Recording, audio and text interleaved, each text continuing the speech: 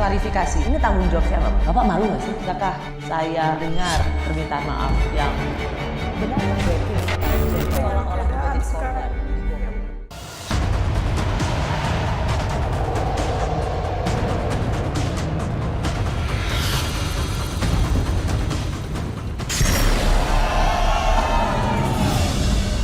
Menjatuhkan pidana terhadap terdakwa Richard Eliezer Budiang Lumiu dengan pidana penjara selama 1 tahun dan 6 bulan.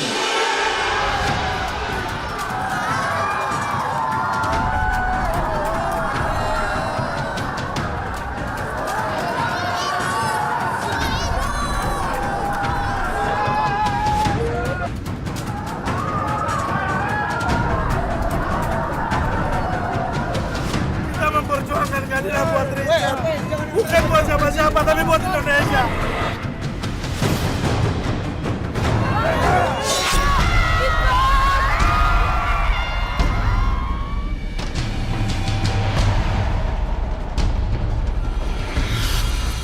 Tetapi justru kejujuran terduga pelanggar dengan berbagai risiko telah turut mengungkap fakta yang sebenarnya terjadi.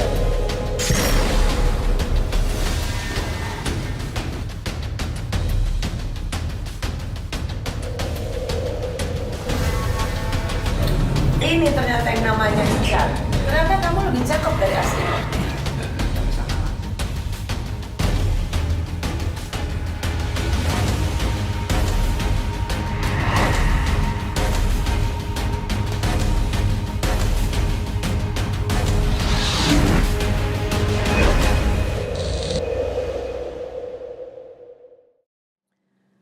Terima kasih Richard Eliezer sudah menerima saya di Rutan Bareskrim Cabang Salemba. Richard Eliezer, biasa dipanggil Icat ya? Betul, Mbak. Saya boleh panggil Icat aja? Boleh, Mbak. Icat apa kabar? Puji Tuhan, kabar baik, Mbak. Kabar baik. Terima kasih. Icat sekarang ada di Rutan Bareskrim ini, Cabang Salemba ini. Apa aja sih? Apa sekarang kegiatan sehari-harinya?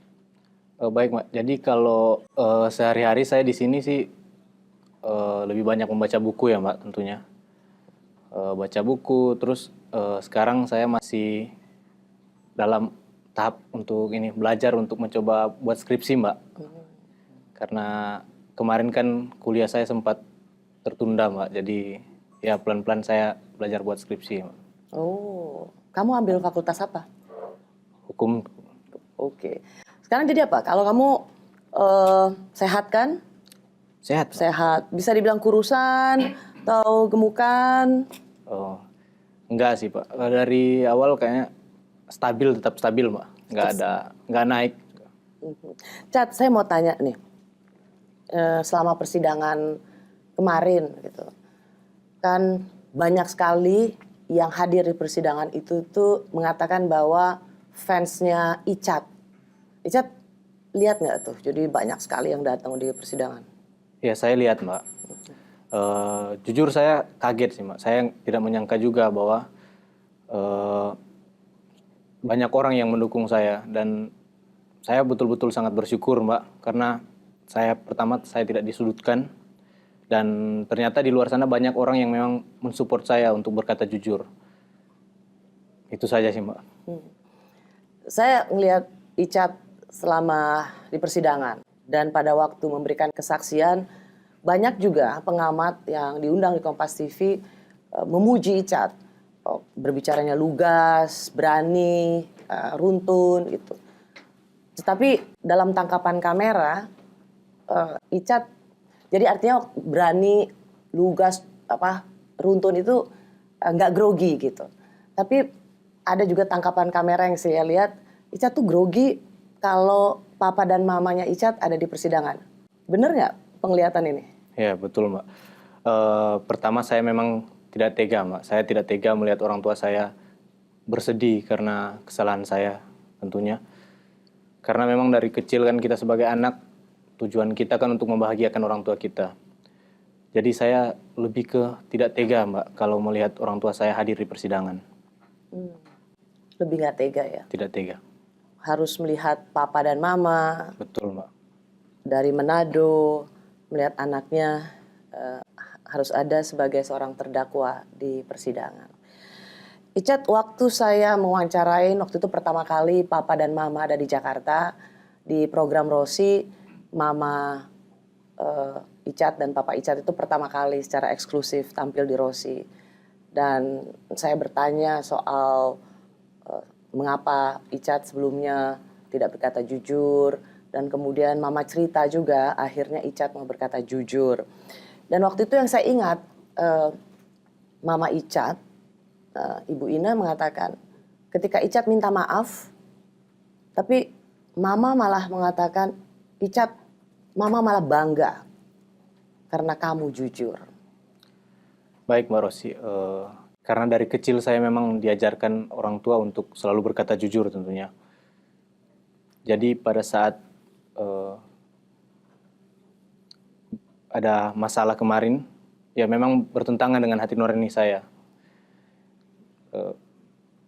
Di samping itu ya mungkin atas dari pelajaran dari orang tua memang untuk selalu berkata jujur yang membuat saya untuk lebih berani sih. Kayak apa waktu itu percakapan dengan Mama, Cat?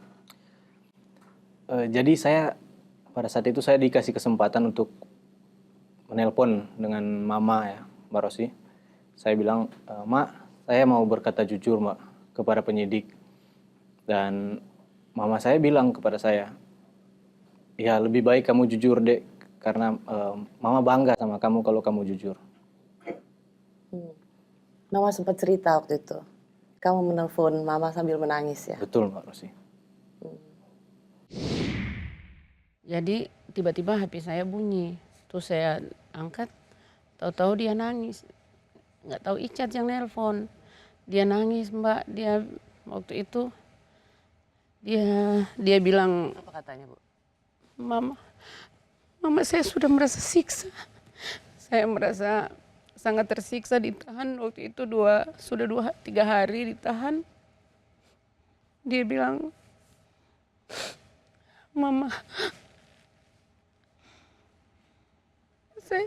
saya sudah sangat tersiksa hanya makan nasi sama sayur, dan mereka yang lain yang melakukan yang terlibat enak-enak di luar, saya akan bicara jujur. Jadi dia minta sama saya sama bapaknya malam itu harus ke Mabes, harus ke sana ketemu dia. Taunya sampai di sana Bikin pengakuan. dia bikin pengakuan, kita ketemu, saya lihat dia sudah pakai kemeja oranye, hancur hati saya Mbak. Saya bilang anak saya pakai seragam polisi, terus malam ini saya lihat dia pakai kemeja orange tahanan, hancur Mbak hati saya. Saya bilang dia pun masuk polisi itu karena perjuangannya sendiri. Dia berjuang sampai dia melewati semua tahap. Dia masuk Brimob itu jadi anggota Brimob. Itu tangisan apa? Tangisan kelegaan bahwa akhirnya kamu memilih untuk jujur? Ya betul sih, lebih ke lega, betul Mbak. Lega. Betul. Karena sebelumnya kan Icat juga ganti pengacara ya, sempat cukup sering ganti pengacara. Iya. Saya tanyakan ini juga pada Mama dan Papa, apa yang akhirnya memilih Bung Roni Talapesi dan akhirnya mengantar sampai ke akhir persidangan. Bagaimana proses itu bisa terjadi gonta-ganti dan akhirnya jatuh pada Bung Roni? Ya baik Pak. Jadi pengacara yang sebelumnya, untuk saya pribadi saya merasa pengacara yang sebelumnya memang kurang maksimal untuk mendampingi saya pada saat itu. Dan kebetulan Bang Roni Talapesi ini dekat dengan keluarga saya waktu di Manado. Jadi akhirnya orang tua yang memilih lah Bang Roni. Ya. Jadi kamu minta tolong Mama Papa waktu itu ya, dan dicariin Papa Mama. Iya betul. Lama-lama di persidangan banyak melihat, nih antara Bung Roni sama kliennya Icat mirip, gayanya mirip, rambutnya klimis dibikin mirip. Emang mau dibikin mirip pengacara dan klien? Iya, kayak kakak adik ya. Sebenarnya nggak diatur sih, memang ya mengalir aja Mbak. Memang mungkin gayanya memang yang sama. Gitu ya, soalnya banyak yang bilang, wah ini gaya pengacaranya begini, klimis, gaya Icatnya Iya. juga klimis seperti ini. Enggak ya, enggak diatur harus sama Tidak kayak diatur. Saya mau tanya sekali lagi Icat, karena bagaimanapun juga seorang Richard Eliezer itu identik dengan apa yang disebut dengan kejujuran. Bisa Icat ceritakan nggak, momen apa yang menurut Icat paling menentukan bahwa akhirnya Icat mengatakan, ya saya mau jujur. Baik Mbak Rosi, jadi saya ingin jujur karena memang saya diingatkan sama orang tua saya, terlebih khusus mama saya ya Mbak Rosi, untuk selalu berkata jujur. Saya diberikan kesempatan untuk bicara dengan mama saya dan saya merasa lebih tenang ketika saya bicara kepada mama saya bilang mau jujur dan dari mama saya bilang kepada saya bahwa mama bangga kalau kamu jujur, ya itu mungkin lebih membuat saya tenang pada saat itu dan sepenuhnya untuk selanjutnya saya serahkan kepada Tuhan, Mbak Rosi. Pergulatan apa sih Cat? Mungkin bisa cerita gitu. Ya itu memang ada gejolak batin ya Mbak Rosi pada saat itu di saya antara berani berkata jujur atau tidak karena memang ya itu saya bilang tadi Mbak karena dari kecil saya diajarkan untuk selalu jujur dan pada fase yang kemarin itu saya diperintahkan untuk mengikuti kebohongan. Jadi ada gejolak Mbak dari dalam nurani saya. Kamu merasa ketika jujur ada risiko yang lebih berat atau dengan jujur kamu merasa lebih tenang? Jadi pada saat pertama kali saya jujur saya sudah tidak memikirkan risiko sih Mbak.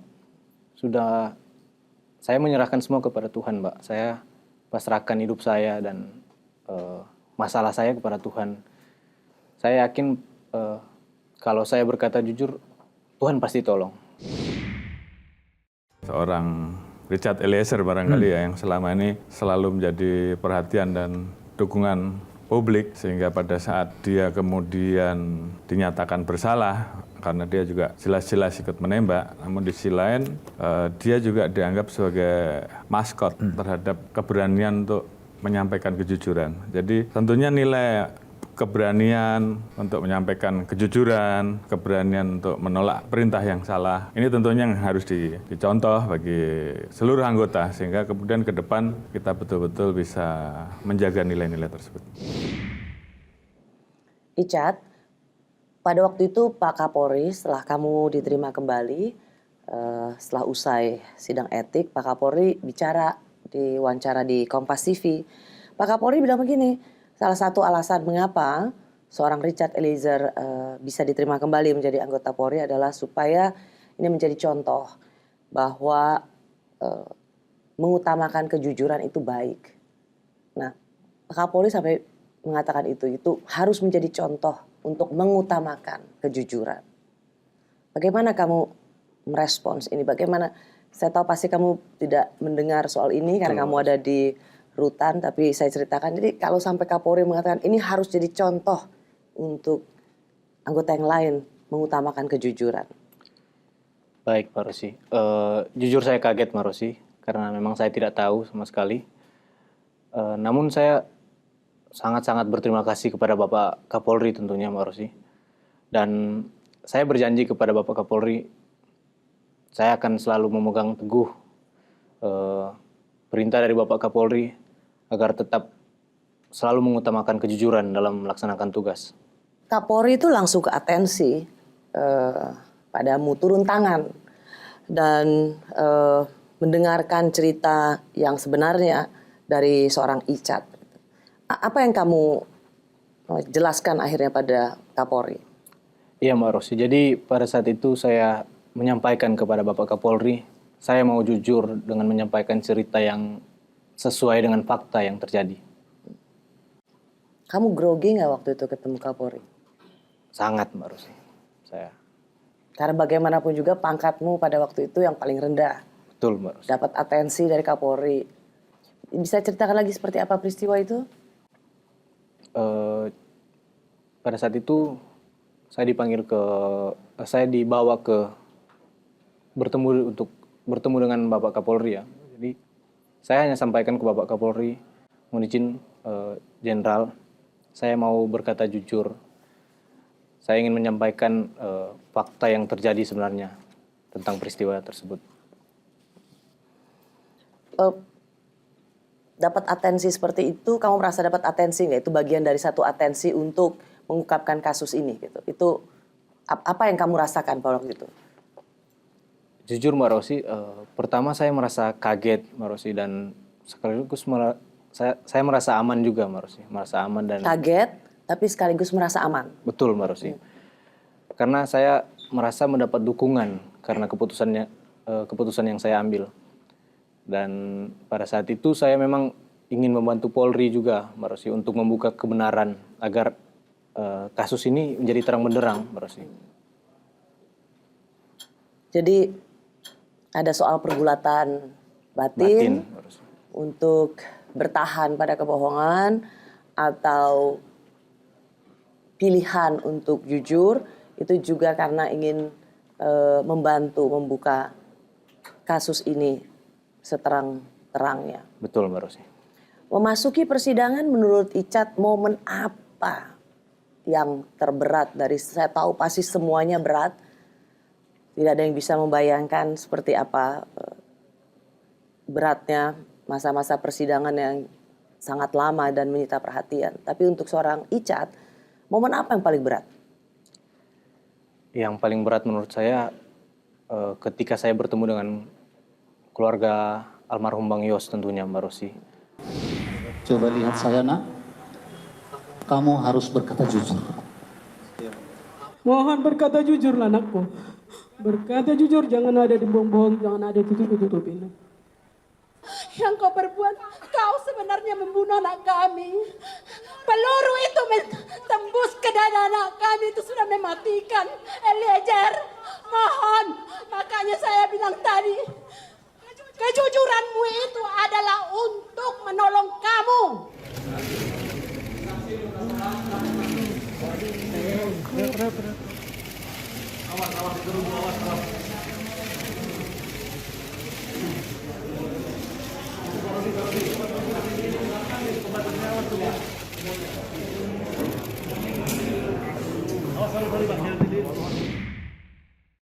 Jadi ketika saya bertemu dengan orang tua Bang Yos, Mbak Rosi, saya sangat merasa bersalah tentunya. Saya merasa sangat-sangat bersalah dan saya meminta maaf kepada keluarga Bang Yos, terlebih khusus orang tuanya Bang Yos tentunya. Dan saya berharap saya dibukakan pintu maaf yang sebesar-besarnya Mbak Rosi atas perbuatan saya yang saya lakukan. Dan saya berusaha untuk menebus kesalahan saya yang dengan berkata jujur. Itulah yang menggerakkanmu untuk secara ekspresif ya, bersimpuh di pangkuan kedua orang tua almarhum Bang Yosua. Ya. Kesedihan itu ingin kamu juga perlihatkan, penyesalan yang sangat tiada akhir sebenarnya ya, sebuah penyesalan yang tidak berakhir. Nah, Cat, waktu dalam persidangan ya, itu banyak juga yang memuji kamu menunjukkan kepercayaan diri gitu, memberikan kesaksian, berani jujur, menjawab pertanyaan hakim, menjawab pertanyaan jaksa juga dianggap cukup berani. Dari mana rasa kepercayaan diri itu? Jadi itu muncul dengan sendirinya sih Mbak Rosi. Saya juga tidak menyangka kalau saya bisa sekuat itu. Bang Yos masuk duluan, baru Om Kuat sama Bang Riki di belakang. Kuat? Di belakang Bang Yos, yang mulia. Itu masuk, itu Pak Efes langsung lihat ke belakang, yang mulia. Baru, sini kamu. Baru langsung pegang ini lehernya. Langsung pegang lehernya. Oh sini. Berutut kau, dorong ke depan. Berutut kau situ, berutut. Disuruh berutut. Wih kau berutut. Baru dia lihat ke saya. Wih kau tembak. Kau tembak cepat. Cepat kau tembak. Saya langsung keluarkan senjata, saya langsung tembak, yang mulia. Coba saudara praktekkan. Siap, izin yang mulia. Jadi pada saat didorong, woi kau berlutut, didorong ke depan. Itu Bang Yos tuh kayak gini yang mulia. Ih Pak, kenapa? Ada apa Pak? Sambil mundur yang mulia. Begini ya? Siap. Oke. Karena itu kan butuh kekuatan betul yang Pak Rosi. Tapi memang sebelum sidang saya selalu berdoa bersama Bang Roni dan tim PH juga untuk menguatkan saya tentunya Pak Rosi. Agar di dalam persidangan saya lebih kuat lah untuk tetap berkata jujur. Padahal sebenarnya kalau dalam hatimu kamu bisa ceritain kayak gimana hatinya? Deg-degan apa? Pasti Mbak, pasti. Tapi bisa keluar dengan kesaksian yang lantang gitu? Ya itu tadi Mbak. Mungkin karena saya memilih jalan yang jujur ini, mungkin Tuhan yang memberikan saya kekuatan Mbak. Agar supaya mampu untuk tetap berkata jujur di persidangan.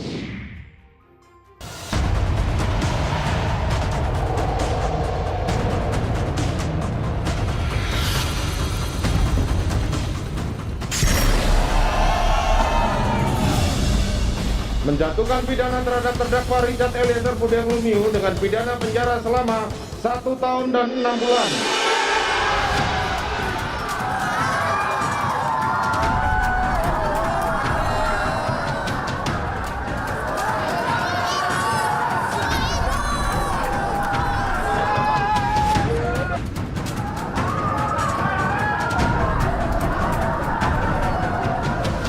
Kita memperjuangkan keadilan buat Richard.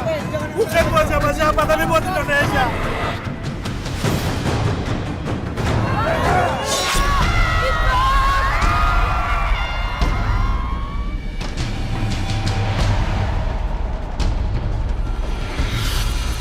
Tetapi justru kejujuran terduga pelanggar dengan berbagai risiko telah turut mengungkap fakta yang sebenarnya terjadi.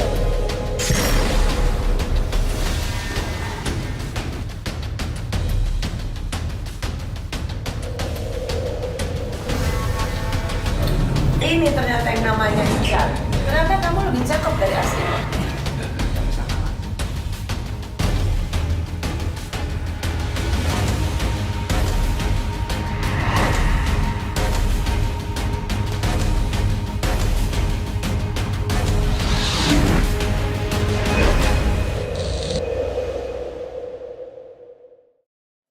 Setelah vonis 1,5 tahun penjara, banyak yang bertepuk tangan, bersorak, ikut terharu dengan vonis yang diberikan hakim. Karena ini benar-benar sesuatu yang mengejutkan, apalagi kalau dilihat dari tuntutanmu atau tuntutan jaksa untukmu. Kamu sendiri menduga bahwa pada akhirnya vonis hakim bisa meringankan kamu? Ya memang saya tidak menduga Mbak Rosi. Tidak pernah terpikirkan di saya bahwa akan divonis 1,6 bulan Mbak Rosi. Namun saya bersyukur karena majelis hakim menurut saya Mbak Rosi, majelis hakim menjatuhkan vonis dengan menggunakan hati nurani. Dan ini juga berkat perjuangan dari Bang Roni dan tim penasihat hukum Mbak Rosi. Dan tidak lupa juga dukungan dan doa dari banyak orang buat saya agar tetap jujur lah di dalam persidangan. Dengan vonis ini sih Mbak Rosi, saya dan keluarga tentunya merasa lega karena saya masih ada harapan untuk memperbaiki masa depan saya. Karena saya juga merupakan tulang punggung keluarga Mbak Rosi. Iya, karena setelah vonis 1,5 tahun penjara, lalu kamu mengikuti sidang etik, kamu diterima kembali menjadi anggota Polri. Apa artinya ini buatmu? Ya tentunya saya sangat-sangat bersyukur Mbak Rosi. Saya sangat-sangat bersyukur dan ini merupakan anugerah yang luar biasa dari Tuhan buat hidup saya. Keputusan ini sangat berarti bagi hidup saya karena nanti saya bisa kembali bertugas menjadi anggota Polri. Saya ingat dulu perjuangan saya menjadi anggota Polri, Mbak. Sempat beberapa kali ikut tes, kurang lebih 4 kali saya ikut tes untuk. 4 kali? Betul, Mbak. 4 kali saya ikut tes untuk menjadi anggota Polri. Jadi ketika saya diterima kembali, saya merasa sangat-sangat bersyukur, Mbak. Dari institusi Polri dan pimpinan Polri masih memberikan kesempatan kepada saya untuk memperbaiki diri dengan mengabdi kepada negara lewat institusi Polri. Dia seorang prajurit kelas bawah, tapi kita hargai bahwa dia berani mempertahankan kejujurannya, walaupun sebenarnya terlambat. Sehingga mau tidak mau terhadap apa yang dia lakukan, dia mendapatkan sanksi. Dan tentunya kita hormati apapun yang menjadi keputusan hakim. Namun di sisi lain juga ada keringanan yang diberikan kepada dia. Dari sisi kita, institusi, kita melihat bahwa nilai-nilai kejujuran yang ada pada seorang Richard, prajurit dengan pangkat paling rendah di kepolisian, tapi dia menjaga, dan itu bagi kita integritas dia seperti itu tentunya harus kita hargai. Kita berikan dia kesempatan untuk kembali menjadi polisi aktif, dan tentunya tugas dia adalah bagaimana kemudian dia bisa menularkan, menyampaikan kepada teman-temannya, dan juga terus bisa menjaga nilai-nilai integritas dia, sehingga pada saat kita berikan dia kesempatan untuk menjadi polisi aktif, dia bisa menjadi polisi yang lebih baik. Ada juga, Richard, yang melihat diterimanya kamu kembali ke institusi Polri itu sebagai sesuatu yang berlebihan. Bagaimanapun juga, Richard ikut menembak. Gimana Richard menjawab bahwa, loh kok yang ikut nembak masih diterima lagi jadi anggota Polri? Saya bisa memahami itu, Mbak Rosi. Saya memang bersalah. Saya memohon ampun atas kesalahan saya. Saya memohon ampun kepada Tuhan dan kepada institusi Polri tentunya, Mbak Rosi. Dan kepada masyarakat juga karena kesalahan yang telah saya lakukan, Mbak Rosi. Jadi pada kesempatan ini, izinkan saya, Mbak Rosi, bisa menyampaikan kepada masyarakat agar supaya saya bisa kembali lagi kepada institusi Polri untuk memperbaiki diri, dan saya merasa masih punya hutang, Mbak Rosi, di institusi Polri. Saya berjanji, Mbak Rosi, dari perjalanan ini menjadi pelajaran bagi saya, dan saya berjanji untuk memperbaiki diri tentunya kepada institusi Polri agar supaya saya bisa menjadi anggota Polri yang lebih taat aturan ke depannya. Memang saya bisa memahami itu, Mbak Rosi. Saya memang bersalah dan saya sungguh-sungguh bersalah, Mbak Rosi. Saya mohon ampun kepada Tuhan serta kepada institusi Polri dan masyarakat karena tindakan yang saya lakukan. Pada kesempatan ini, Mbak Rosi, izinkanlah saya untuk bisa menyampaikan kepada masyarakat tentunya agar supaya saya bisa kembali kepada institusi Polri untuk memperbaiki diri dan berdinas lebih baik lagi ke depannya. Dan saya merasa masih punya utang kepada Polri tentunya, Mbak Rosi. Chat, misalnya ada seperti ini. Suara yang mengatakan, toh vonisnya sudah ringan. Udah Icat dengan kesadaran sendiri mengundurkan diri. Bagaimana Icat menjawab ini? Ya, saya pribadi saya tetap ingin berdinas lagi di institusi Polri, Mbak, tentunya. Dan saya juga berjanji dari perjalanan ini, saya akan menjadikan pelajaran untuk memperbaiki diri ke depannya. Dan saya berjanji akan menjadi anggota Polri yang taat aturan ke depannya, Mbak Rosi. Kasus ini, Cat, sudah mencoreng institusi Polri. Public trust atau kepercayaan publik pada institusi Polri ini turun cukup drastis karena satu kasus yang menyita satu republik rasanya. Nah, menurutmu apa yang bisa kamu lakukan untuk ikut membantu memulihkan citra Polri? Baik, Mbak Rosi. Saya sudah mencoba memberikan hal yang positif dengan berkata jujur tentunya, Mbak Rosi. Dan saya yakin masih banyak anggota Polri lain yang memiliki integritas dan loyalitas kepada institusi Polri tentunya. Dan saya akan tetap setia untuk melakukan tugas sebagai anggota Polri. Saya akan menjalankan nasihat Bapak Kapolri tentunya untuk menjunjung tinggi kejujuran, Mbak Rosi. Karena saya merasa memiliki hutang. Saya memiliki hutang kepada institusi Polri dan saya berusaha menebus kesalahan saya yang telah saya lakukan tentunya. Saya berjanji akan mendedikasikan diri saya buat institusi Polri.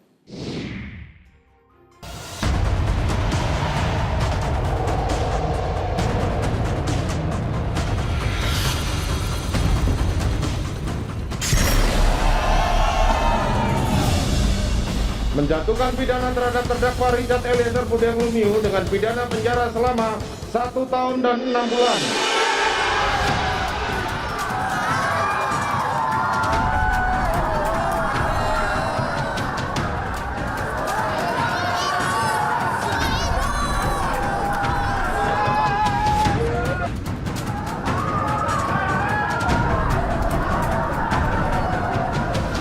Kita memperjuangkan keadilan buat Richard.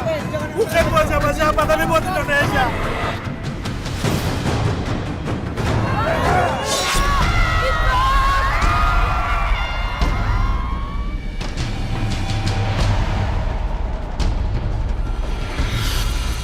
Tetapi justru kejujuran terduga pelanggar dengan berbagai risiko telah turut mengungkap fakta yang sebenarnya terjadi.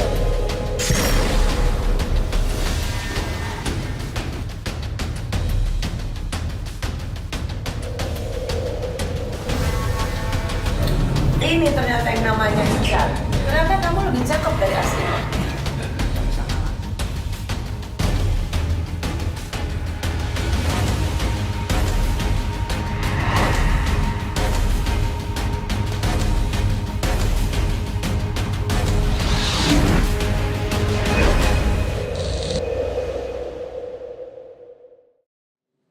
Richard, kenapa sih pengen banget jadi anggota Polri? Baik Mbak Rosi, jadi menjadi anggota Polri merupakan cita-cita saya dari kecil ya Mbak Rosi. Saya dibesarkan dari keluarga yang sederhana tentunya. Dan banyak orang kan di luar sana bilang Mbak Rosi bahwa untuk masuk menjadi anggota Polri itu sulit. Dan karena memang sudah cita-cita saya dari kecil, jadi saya tetap berusaha ya tentunya Mbak Rosi. Saya berusaha berkali-kali dan mungkin banyak faktor yang memang menyebabkan saya tetap pantang menyerah untuk tetap mencoba menjadi anggota Polri. Karena basic saya pecinta alam Mbak Rosi. Jadi saya senang olahraga ekstrim. Saya sering mendaki gunung, panjat tebing juga Mbak Rosi. Jadi mungkin dari latar belakang itu yang membuat saya lebih pantang menyerah untuk mencoba menjadi anggota Polri. Saya mencoba anggota Polri itu sampai 4 kali. Sampai 4 kali? Iya, 4 kali saya baru lulus Mbak Rosi. Jadi tahun berapa kamu coba tuh? Dari 2016 Mbak Rosi. 2016 coba pertama. Iya, 2017. Gagal nih. Gagal. 2017 nyoba lagi. Coba lagi dan gagal lagi. Gagal lagi. Iya Mbak Rosi. Ketiga kali nyoba. 2018 masih gagal juga Mbak Rosi. Nanti. Dan tahun kedepannya nyoba lagi. Iya 2019 terakhir Mbak Rosi. Dan akhirnya ya Tuhan memberikan jawaban. Akhirnya lulus Mbak Rosi. Karena memang menjadi anggota Polri memang suatu kebanggaan ya buat saya dan keluarga saya Mbak Rosi. Dan mungkin lewat menjadi anggota Polri ya saya mengabdi kepada negara Mbak Rosi. Jangan-jangan nih kalau kita bilang berandai-andai nih kalau nyobanya 2016 kan? Betul Mbak Rosi. 16, 17, 18 gagal. Kalau 2019 gagal, 2020 kayaknya kamu tetap nyoba juga? 2020 kayaknya sudah tidak bisa coba lagi. Karena umur ya? Siap, betul. Tapi kalau masih ada umur, kamu masih akan coba kayaknya? Masih ya? coba. Tetap coba terus? Siap. Segitu cintanya kamu pada institusi? Betul Mbak Rosi. Pada brigade? Brimob Mbak Rosi. Brimob.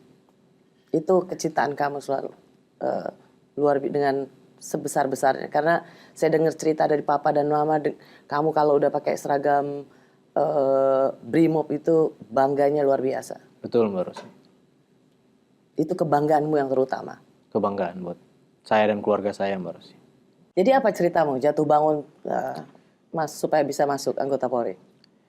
Iya, baik Mbak Rosi. Jadi waktu saya lulus sekolah lah, saya cerita dari pada saat lulus sekolah ya Mbak Rosi. Jadi saya lulus sekolah itu, saya sempat minta izin ke orang tua buat kuliah pertama Mbak Rosi. Karena belum, karena kan di teman-teman kebanyakan yang kuliah, banyak yang masuk ke universitas. Jadi pada saat itu saya sempat minta izin ke keluarga untuk mau kuliah.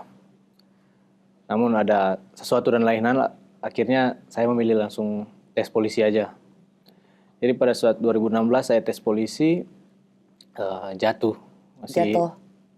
gugur maksudnya. Oke, gagal. Iya, gagal. Jadi pada saat itu saya tetap aktif di kegiatan olahraga saya lah Mbak Rosi. Kamu apa olahraganya? Panjat tebing Mbak Rosi. Oh, panjat tebing, oke. Saya aktif di olahraga sampai 2017 juga masih di tes polisi juga. Dan Ini tahun depannya ya? iya. Nanti saya di 2018 setelah saya gugur lagi Mbak Rosi, saya gagal lagi untuk tes polisi. Saya situ berpikir, wah saya harus kerja kayaknya ini. Jadi saya sempat kerja di hotel, di salah satu hotel di Manado Mbak Rosi. Saya kerja di hotel dari sekitar kurang lebih 6 bulan Mbak Rosi. Dari setelah saya gugur di tes itu, saya kerja di hotel dan kebetulan agak dekat dengan manajer pada saat itu. Terus manajer sempat nanya-nanya, kamu sebelumnya kerja apa? Kerja di mana? Saya bilang saya belum bekerja, saya baru pertama kali bekerja. Dan sebelum-sebelumnya saya tes polisi aja, Pak. Terus beliau bilang ke saya, kenapa nggak coba aja? Coba lagi ya, gitu? pada 2019 lah. Ya, itu salah satu inilah dukungan juga dari hotel kan. Saya izin ke hotel, saya izin mau tes polisi pada saat itu 2019. Saya izin, saya bilang juga ke keluarga saya mau tes polisi lagi. Dan ketika saya lulus, jadi hasil dari tabungan selama kurang lebih 6 bulan itu saya kerja, Mbak Rosi. Itu yang saya pakai untuk saya berangkat ke pendidikan. Kebetulan saya pendidikan di Jawa Timur, Mbak Rosi, di Pusdikbrimob Watukosek. Jadi ada biaya juga dari Manado ke Jawa Timur. Jadi saya pakai uang dari tabungan itulah, Mbak Rosi. Waktu kamu pamit sama papa mama, mau sekolah polisi lagi untuk jadi mau nyoba tes Siap. masuk polisi lagi, mama papa nggak bilang ini udah 3 kali Icat, stop lah, nggak gitu? Ya enggak juga, karena orang tua saya selalu mendukung apapun yang saya lakukan, pasti orang tua pasti support. Jadi waktu saya bilang mau coba lagi, ya udah kata orang tua selagi masih bisa, untuk umur masih bisa, ya coba lagi. Pada banyak orang yang sudah skeptis pada polisi. Icat kan banyak nih fansnya. Dan kemudian kamu kembali ke institusi Polri. Apa yang bisa kamu katakan pada mereka yang pada polisi itu udah skeptis saja? Baik Mbak Rosi, pada kesempatan ini saya merasa sedih dan sangat menyesal tentunya. Karena akibat dari perbuatan yang saya lakukan, sehingga institusi Polri menjadi tercoreng. Saya berharap dengan saya menyampaikan kejujuran, maka masyarakat bisa paham dengan menghargai keputusan saya. Kejujuran, kenapa saya pilih kejujuran? Karena memang itu merupakan cerminan dari institusi Polri. Bapak Kapolri memberikan nasihat kepada saya untuk tetap berani berkata jujur. Saya berharap masyarakat kembali memberikan kepercayaan kepada Polri, dan saya yakin, Mbak, masih banyak anggota Polri yang baik dalam melaksanakan tugas. Apa janjimu pada institusi Polri, pada bangsa dan negara, setelah akhirnya kamu bisa diterima lagi sebagai anggota Polri? Saya memiliki hutang tentunya, Mbak Rosi, kepada institusi Polri, dan saya berjanji tetap teguh komitmen untuk melaksanakan tugas yang baik dan menjaga nama baik institusi Polri tentunya. Itu janjimu Betul, Mbak Rosi. sebagai seorang anggota Polri yang bisa dalam waktu dekat berdinas lagi. Kamu berutang pada institusi ini. Dan di tempat inilah kamu mengabdi pada bangsa dan negara. Betul, Mbak Rosi. Kalau ada orang-orang yang ingin kamu sampaikan terima kasih, siapakah mereka? Ya, tentunya saya akan menyampaikan terima kasih kepada Tuhan yang pertama, Mbak Rosi, karena selalu memberikan saya kekuatan tentunya untuk dapat menjalani persidangan yang akhirnya bisa selesai dengan vonis yang begitu rendah juga, Mbak Rosi. Saya juga berterima kasih kepada orang tua saya yang selalu mensupport saya, Mbak Rosi, selama saya mengikuti persidangan. Dan saya berterima kasih kepada Bapak Presiden Republik Indonesia, kepada Bapak Kapolri, Bapak Irwasum, Bapak Kabar Eskrim juga, Bapak dan Korbrimob juga, Mbak Rosi, kepada Bapak Menko Polhukam, Bapak Menkumham juga, Mbak Rosi, dan Majelis Hakim yang sudah memutuskan perkara ini tuh.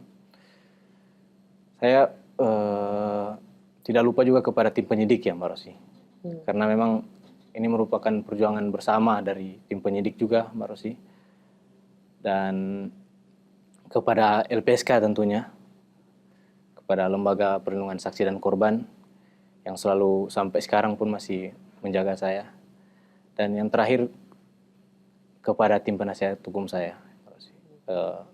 Menurut saya sudah bukan tim penasihat hukum ya, Mbak Rosi, sudah keluarga saya, Mbak Rosi. Kepada mereka kamu ucapkan terima kasih. Betul, Mbak Rosi. Dan juga saya rasa pada banyak masyarakat Indonesia yang memberikan dukungan setelah kamu berani untuk bersikap jujur. Betul, Karena dukungan mereka luar biasa sekali di luar persidangan itu. Richard Eliezer, terima kasih sudah di program Rosi. Terima kasih, Mbak Rosi. Terima kasih bagi Anda yang sudah menyaksikan program Rosi. Saya Rosiana Silalahi. Kita jumpa Kamis depan. Tetaplah di Kompas TV.